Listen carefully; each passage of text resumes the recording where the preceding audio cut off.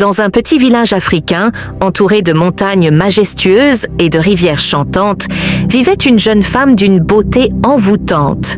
Elle s'appelait Nia, et à seulement 26 ans, elle avait déjà brisé le cœur de nombreux hommes. Certains disaient qu'elle était une sorcière, d'autres pensaient qu'elle était simplement maudite. Mais une chose était sûre, quiconque tombait sous son charme voyait sa vie détruite. Nia n'était pas comme les autres femmes du village. Son sourire pouvait ensorceler, sa voix douce pouvait calmer les tempêtes et son regard, un simple regard, suffisait à faire perdre la raison aux hommes. Elle utilisait son charme pour séduire, manipuler et profiter de ceux qui l'aimaient sincèrement. Parmi ses nombreuses victimes, il y avait Kojo, un jeune fermier travailleur qui lui avait donné tout son amour et ses économies, espérant bâtir un avenir avec elle. Mais une fois qu'il n'avait plus rien à offrir, Nia l'avait abandonné sans remords. Kojo, brisé, s'était noyé dans l'alcool, incapable de se relever. Puis vint Tano, un marchand prospère qui lui avait promis une vie de reine. Elle l'avait trompé avec son propre frère, déclenchant une querelle familiale qui se termina par une tragédie. Tano, fou de rage, tua son frère dans un combat avant d'être banni du village. Un jour, un étranger arriva au village. Son nom était Malik, un guerrier mystérieux et sage. Contrairement aux autres hommes, il n'était pas fasciné par Nia. Il observait de loin, analysant ses jeux de séduction et les ravages qu'elle causait. Intrigué par son indifférence, Nia décida de le séduire. Elle usa de tous ses charmes, danses sensuelles lors des fêtes du village, regards envoûtants sous la lueur de la lune, paroles douces chuchotées au bord de la rivière. Mais Malik ne cédait pas. Un soir, Nia se jura de le conquérir coûte que coûte. Elle l'invita chez elle et lui offrit un vin enivrant, espérant l'affaiblir. Mais Malik, rusé, fit semblant de boire et attendit qu'elle baisse sa garde.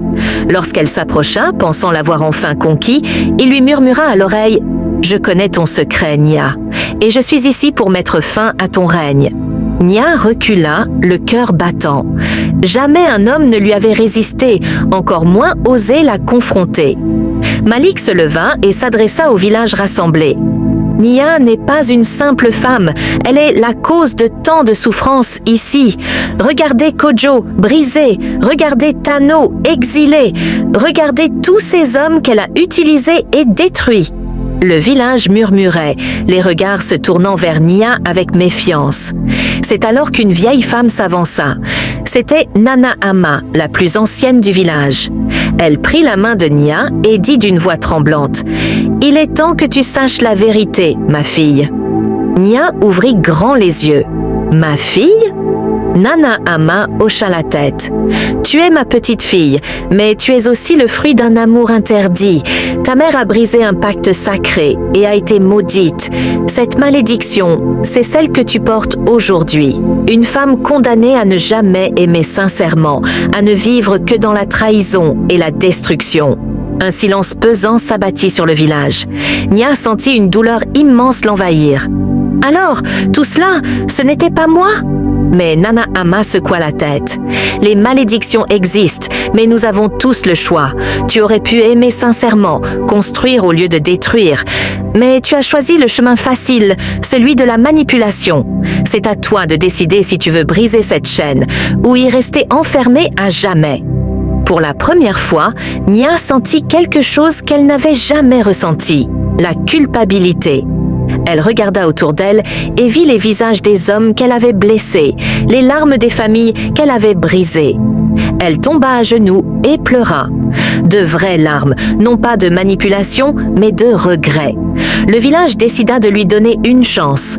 Elle devait partir, voyager et chercher la rédemption. Pendant des années, Nia parcourut les terres, aidant ceux qu'elle avait blessés, reconstruisant les vies détruites par son passé. Quand elle revint enfin, bien des années plus tard, elle n'était plus la même femme. Son regard n'était plus celui d'une séductrice, mais d'une femme qui avait appris la vraie valeur de l'amour et du respect.